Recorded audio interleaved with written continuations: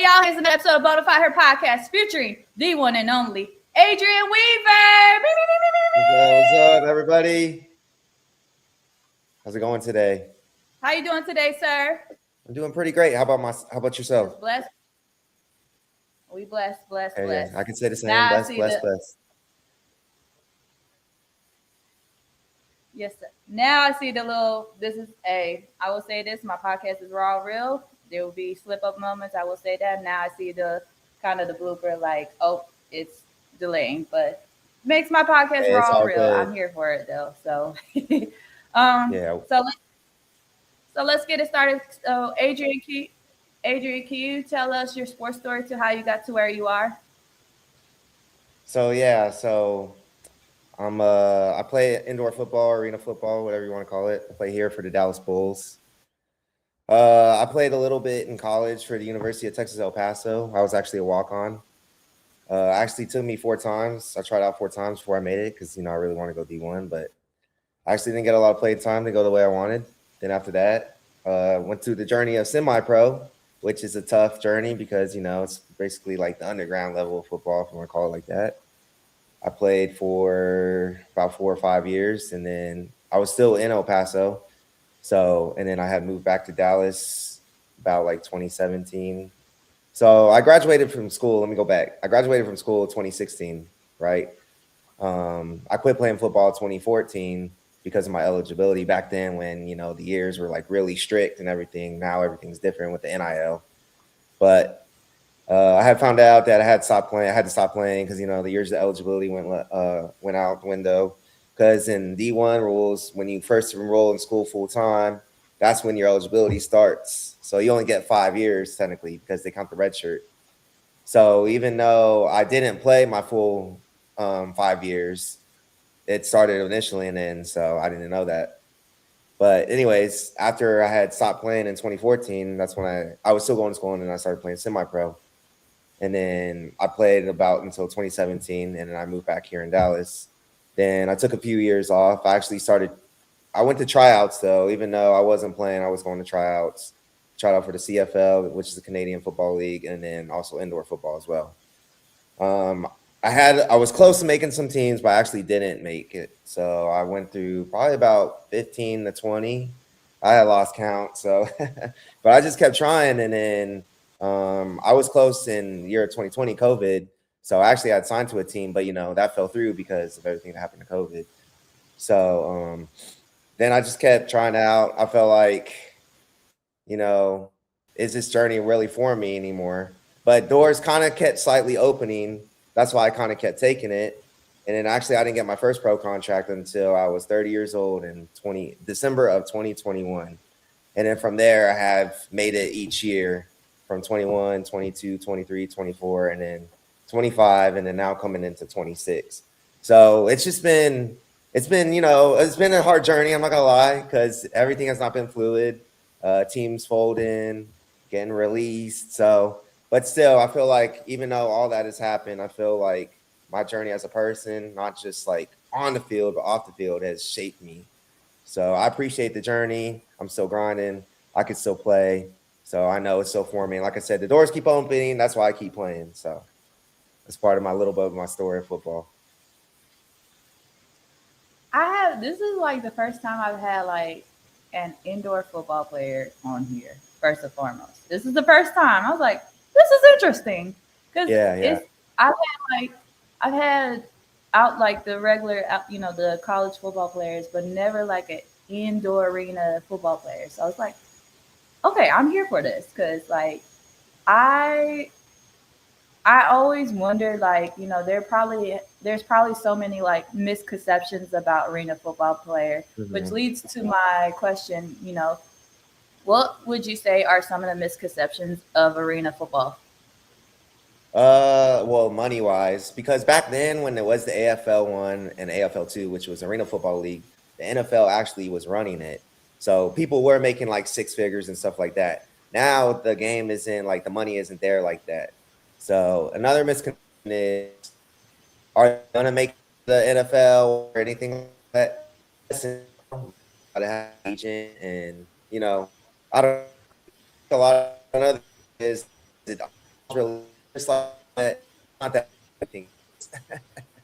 So another thing is, well, there's ups and downs because, like I said, a lot of the leagues will fold. Um, People think it's like a cool game. I mean, I would say it is. I'd say it's interesting to watch, but I would say it's the underground of like the sports too. Like you go to boxing, you got to go through that stuff. You definitely got to grind. It's definitely not easy. So a lot of people want to go to NFL or bust, but I say it's an interesting journey. You can still make it back to your way to the top, but it is about connections too. So there's a lot of pros and cons to it. But you got to grind. You got to grind. You got to have a job too. So you can't just really live off of it. That's also the That's other thing I feel like is tough.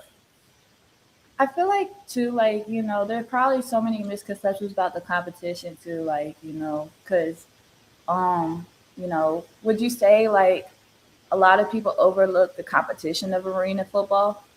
They do. They do. There's a lot of players that are really good there that are D1 players, former NFL players too that have, trying to work their way back. The competition is up there. Let's just say that. I would say the guys are scrappy in there. But I would say there's also like the ghetto-ness of like the semi-pro. So, there's a lot of fighting and stuff. So I could see why like some people don't want to deal with that too. You know what I mean? So What would you say the transition like for you going from UTEP to professional football? Like, what was the transition like for you? I feel like well, because I had to play semi-pro at first. I didn't make it to the pro league because I was still trying to finish school too at the same time. So I feel like it was great alternative, at least to keep me in shape and stuff. But I feel like it was tough. I feel like, dang, what happened? What do I do now? What every athlete, when they come to retirement or they don't make it to the NFL, it's like, what do I do now? So you just got to kind of figure that out. Don't let really football define you as a person. You are still you. That's, I think, what people got to realize. Like, there's going to be a life after football eventually. It just depends on when the timing is. Some people it's in their 20s, some people it's their 30s. So I feel like it's going to hit us all at some point. So you just got to be ready for it. For sure, and you know, definitely see you as an advocate for women's sports, especially with the rise of, say, women football, like professional is coming up too. Mhm. And least to my question is, what inspired you to advocate and support women's sports? Well, you know what? What's funny is I think I started getting more interested when the Caitlin Clark, Angel Reese kind of thing started going. I was like, okay. And they blew up in basketball. I was like, I think women should get their chance as well. Even though they do have very low viewership, I think they can ball too. So I think it's very interesting. I think they definitely deserve some support. For sure. And my question for you is, and I know that you are also big in your faith. How do you balance your faith and your sport simultaneously? I think you can lose faith sometimes. I think you can, but you shouldn't because it's just a grind. Like Fernando Mendoza is a perfect example. He was a two-star recruit. Nobody wanted him, but he still kept his faith. He still knew what he was capable of, and look what happened. He's a national champion now. So it's just God will keep opening doors. You just got to be able to see them, and he works things out. Even if you don't play football, there's going to be something else. Like football could maybe lead to something else. I think that's what people don't realize too. Like as long as you keep taking that path, like meet the right people, it could get you another job somewhere. You never know. So as far as faith wise, it's the same thing. Just keep believing in God and keep believing in yourself and do your thing, and God will work it out for you. For sure. And also, I always say too, like athletes are humans first. So for you as a man and an athlete, how important is mental health to you? Mental health, I feel like you definitely got to take care of it. Like if you need your break, when it comes to it, definitely do it for yourself. You got to be a little selfish here and there. So it's definitely important because if you don't, it will definitely destroy you on the inside. So, I think also with mental health, you got to be careful with family. Like people can bring you down. So you got to be around people that are really support you, not the fake people. So definitely mental health is definitely something serious you should take. Do you hope to see more men and, say, male athletes open up more about mental health? Yes, I do. I think if they like talk about it, even with their friends or whatever, it will definitely help them on their journey. they got to really talk to somebody that's kind of been on a similar journey because other people don't really understand. So it's kind of hard to talk to somebody that doesn't understand. From your perspective, I just always wonder, like, why do you think or believe that, say, it's hard for, say, male athletes or even men to open up about mental health? I think just because like the way our society grows up, they tell us just to man up, or like we have a bad experience where we do tell somebody about what's going on, and then just it's just bad feedback, and then it just makes us never want to open up again. So I think that's why it's just the whole culture as a whole. It's just people look down upon when we just open up or whatever. So I think that's why it is. I think it's good to tell people what's going on. Maybe you don't have to tell them everything, but you just got to be careful who you tell as well. For sure. And correct me if I'm wrong. You mentioned you were a walk on for college, Uh correct? huh. Correct.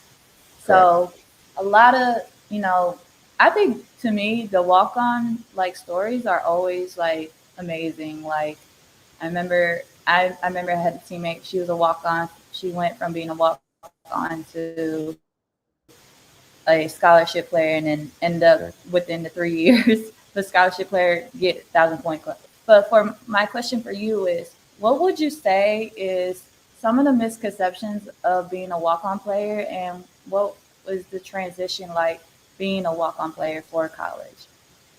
Misconceptions. It's been a while since I've been in college, so everything has changed at that time. But I would say, um, I would say like depending on the school you go to or whatever, sometimes walk-ons are frowned upon. To be honest with you, it's definitely a grind because you didn't get a scholarship, so you're not looked at as a good player. Which just because a walk-on didn't get a scholarship doesn't mean they're a good player. It just maybe like the coaches didn't like them or something like that, or they didn't really get their chance. I think there's a lot of players that are really really good that didn't get their chance. Like there's a lot of pro athletes that we may not have know of because of some circumstances. You know what I mean? So as a walk-on, I would say you got to find the team that likes you. You know, I know that's very hard, but you got to kind of find that way around and look at yourself. Like Fernando Mendoza, he found somebody, and then I know the transfer portal was different back then, but now like if it doesn't work, you probably need to hit the portal. So, and I wouldn't do it because of money. You got to do it and find a spot where you can play because that's what really is going to happen at the end of the day. So, What would you say is your input on the NIL and transfer portal? Like, what's your insights about it? Like, just seeing and viewing and everything about it. I think it's really changed the game. I think there needs to be kind of like stricter rules, just so like people are just hopping in and out, right? I think there's got to be some kind of stricter rules, just because it's just like if one little thing goes wrong or something, they just hop in the portal. I don't know. I feel like it has helped a little bit, but at the same time, you know, I think like I said, there's got to be some kind of like stricter rules about it. Like maybe they got to sit a year because I think back then when you did have to transfer, you had to sit a year. So they've changed everything. So it made it a little harder to transfer and everything. So, but I guess it's good too because the teams back then were already kind of paying some players under the table. So at least now it's like open. So it makes it a little bit more balanced. So I feel like I said, just need to be stricter rules about it. But I think it's a good thing. It's totally understandable. I think it's interesting you mentioned that because in college, when I was in college, when you had to transfer, you had to sit out a year, redshirt Yeah. year. And then after that, all your eligibility is either continuing or gone. And then, unless you were a graduate Right. student, Right. Right. you were automatically playing. Like Right. you transfer, you're a graduate student, you automatically play. And but yeah, it's and I think honestly, with COVID happening, that also changed with the transfer portal too. Mhm. Because if you think about it, a lot of people got their extra year um, Right. after Right.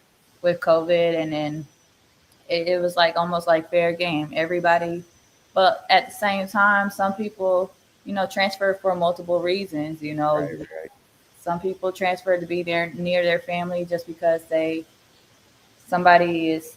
have a health reason, so it's like I gotta move closer, or they got a better fit. And I think you mentioned like, that fit, like the right fit for you is so important, especially as a college athlete. If that program is the right fit for you, I think that's definitely key for that too. Right, right, right.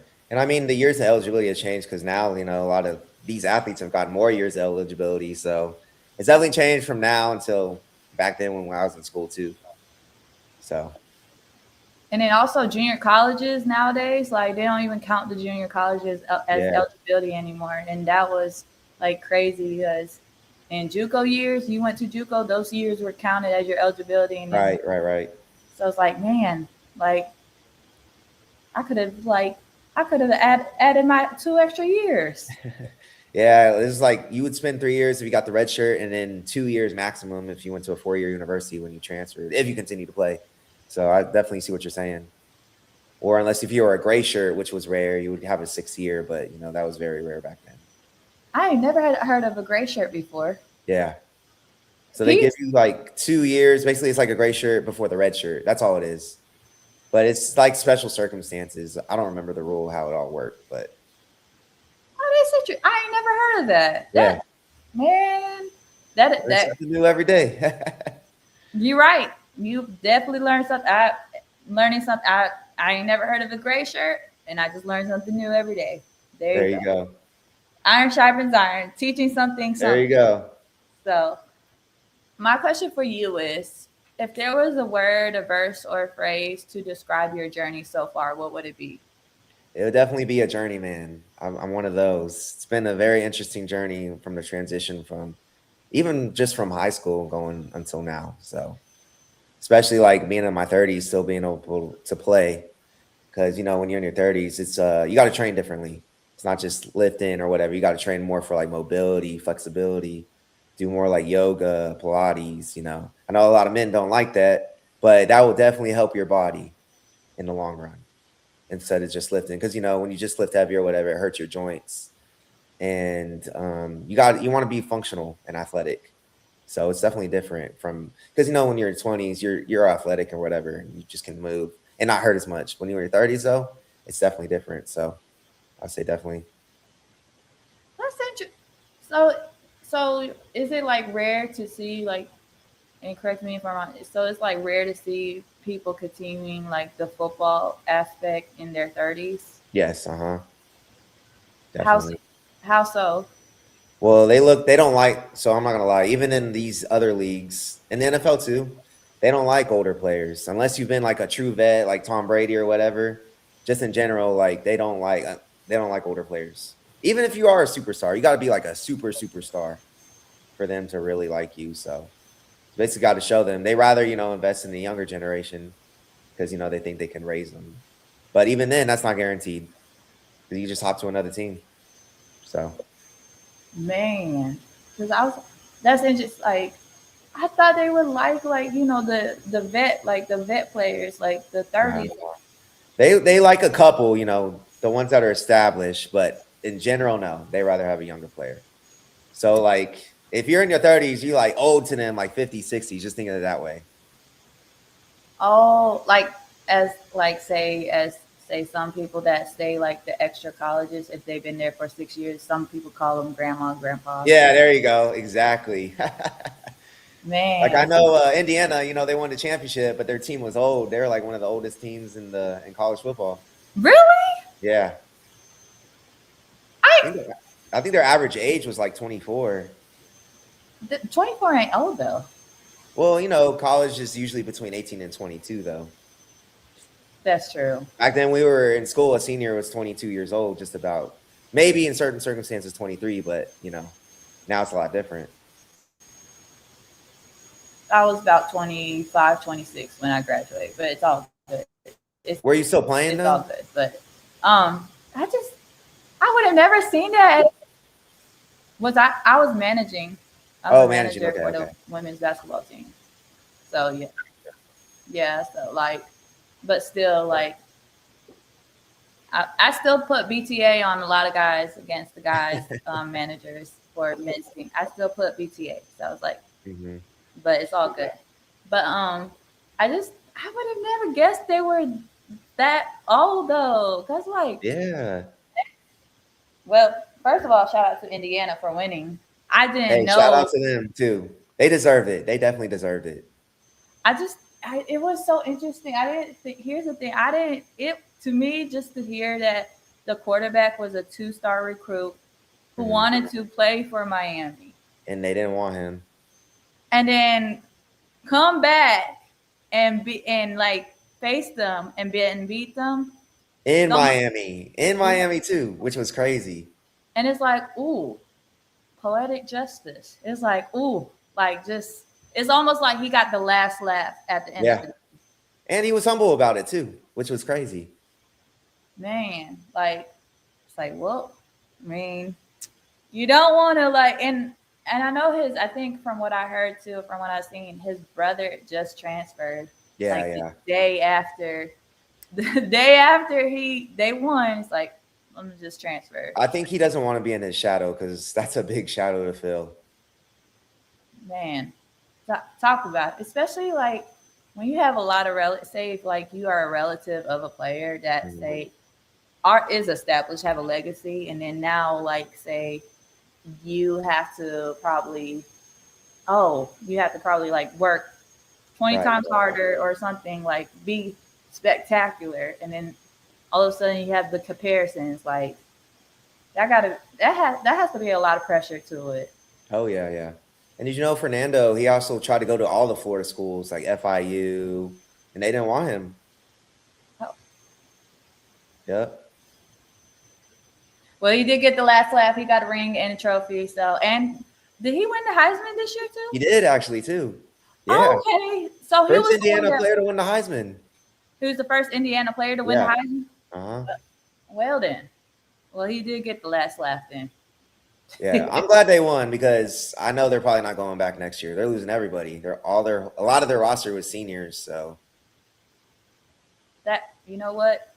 Kudos to him. yeah, He yep. got the Heisman. He got the undefeated record. He got the national championship and beat them at Florida Yeah, in yeah. Miami. And he took down Ohio State. That is very true. Yeah. Won Very their true. first Big Ten national champ or whatever it is, the Big Ten conference, first time since 1945. So that was a big game for them too. Wow. And Ohio State lost to Miami too. Miami, yeah. But yeah, I but actually thought Ohio State was going to go back to the championship and they're going to rematch. that man, when I tell you sports is so unpredictable these days, like anything can happen. Yeah, for sure. So I definitely love the underdog story. So for them, I know even though they went 16-0, but they weren't even close to the playoffs last year. So, they and then for them to do that, especially with the quarterback, that's great. That's definitely an underdog story. and it was probably never in anybody's like say radar or like in their mind like who would have thought this was the team like and everything. And I know probably some people thought oh Miami was going to win and stuff. It's like ooh, like I man, think if I have to look right, I think Indiana was a very small margin favorite though. Maybe like by 1.5. So,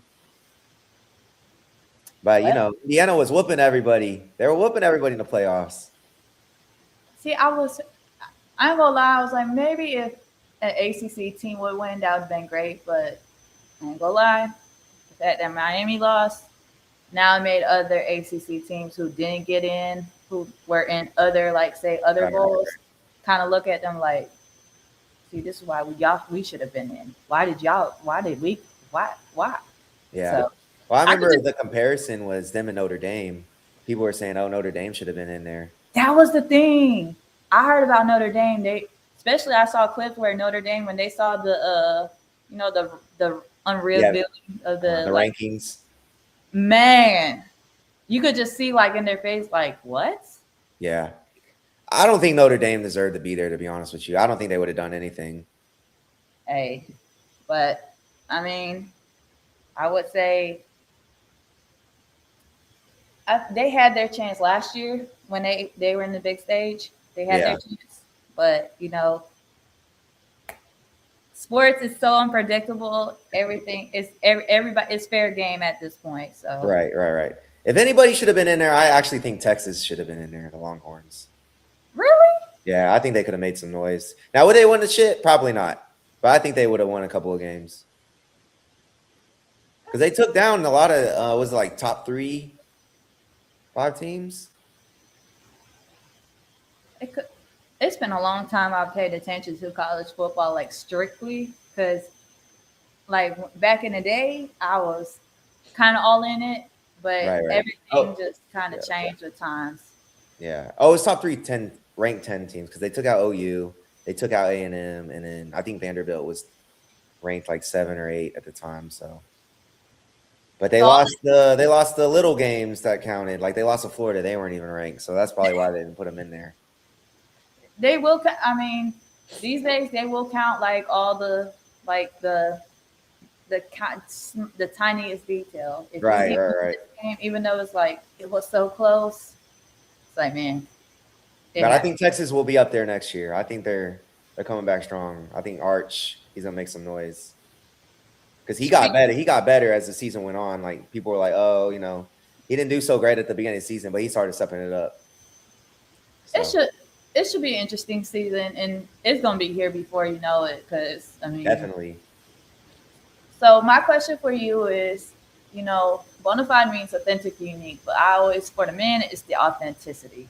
Mhm. So what makes Mr. Adrian Weaver authentic, and what makes your story stands out? What makes me authentic is I always like to be real with people and tell them what it is. So, and, if they struggling with me or whatever, I'll try to help them. Constructive criticism, and I also like to take it. So I think that's very important in life is to have good constructive criticism. Gotta be able to receive because that's how you get better. You know what I mean? What makes me authentic is, like I said, I haven't given up. I'm still grinding it out. Now, whether I make it to the NFL or not, that's in God's hands. If I don't, I've accepted it. It's fine. But I know just in general with this football journey, even with like the Arena League, like I know it's shaped me and stuff, and it'll definitely progress me to the next stage of my life when that's time. Hey, I'm here for it. But one last question: if there was a verse to kind of describe your season so far, Mhm. what scripture would it be? I think everybody knows the scripture, but it would be Philippians 4:13. I can do all things through Christ who strengthens me. So just know, God's got your back. Now you just got to push through. Even when it looks bad, you just got to push through, no matter what happens in life. So I would say, I know it's cliche, but I would say that's the best one. Hey, I'm here for it. I gotta bring my tambourine for it because I'm here for it. Yeah, yeah, definitely. I'm I'm here. I mean, to some people it may be cliche, but it's like it's the go-to verse. It's the go-to verse, right? And also another verse I would like is Matthew 19:26 is with God all things are possible. So in that case, like Fernando, that's his verse, I would say. Man, this is the first time somebody mentioned about Matthew 19:26. Yeah. That is very true. With God, all things are. It is so true. Mhm. Very, very true. Yeah, So most definitely. So they both go together, in a way. it does. Yeah, yeah, Like it just coexists with one another. exactly. Can't do one without the other. You know what I mean? So Oh yeah. So Adrian, can you let the folks know where they can find you and support you if there's any upcoming games for the season coming up for you? yeah, they can follow me on my Instagram at unbelievable17, and also have another one, unbelievable games. So we could probably put it in the description so that way we can spell it out for them. I, But I already got it. I already got one of them all right, already. there we go. I'll give you my other one. But yeah, I'll have the schedule posted, and they can also follow the Dallas Bulls to catch the games. We can Y'all put that heard in the it from the description too. man, and y'all heard it from the man, the myth, the legend himself. Y'all be sure to follow Adrian Weaver on Instagram, and be sure to follow the Dallas Bulls for the season. Be sure to check him out too for the season. He's gonna Yes, run people over. He's probably gonna run. He'll run people over. I'm He's gonna make it quick. gonna make He's it gonna quick. I'm gonna he gonna receive, score, catch those touchdowns. he's gonna score some touchdowns, and he's gonna let them know what it is and what time it is. Definitely, most definitely. Be So sure to let's check get out it. the live replay of Bonafide Her Podcast, episode 209, featuring Adrian Weaver after this. And big shout out to Adrian for for coming on the podcast to share your story. Y'all can check out the live replay of Bonafide Hurt Podcast, episode 209, featuring Adrian Weaver after this. Thank you guys for tuning in.